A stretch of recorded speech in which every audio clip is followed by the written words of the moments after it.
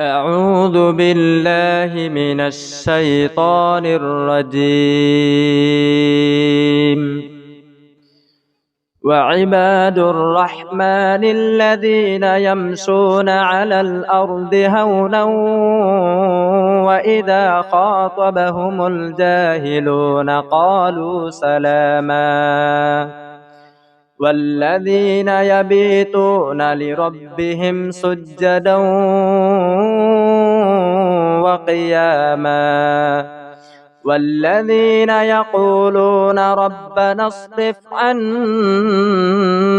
عذاب جهنم إن عذابها كان غراما إنها ساءت مستقرا ومقاما والذين إذا أنفقوا لم يسرفوا ولم يقتروا وكان بين ذلك قواما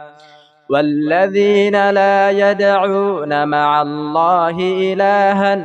آخر ولا يقتلون النفس التي حرم الله إلا بالحق ولا يزنون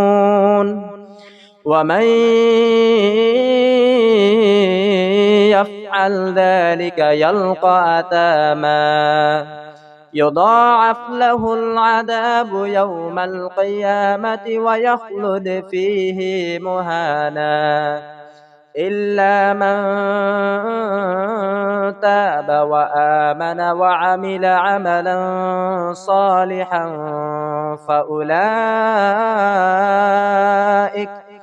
فأولئك يبدل الله سيئاتهم حسنات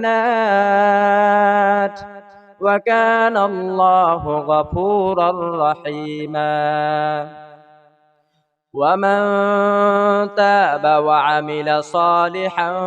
فإنه يتوب إلى الله متابا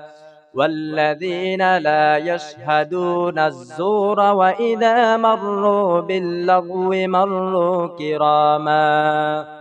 والذين إذا ذكروا بآيات ربهم لم يخروا عليها صما وعميانا والذين يقولون ربنا هب لنا من أزواجنا وذرياتنا قرة أعين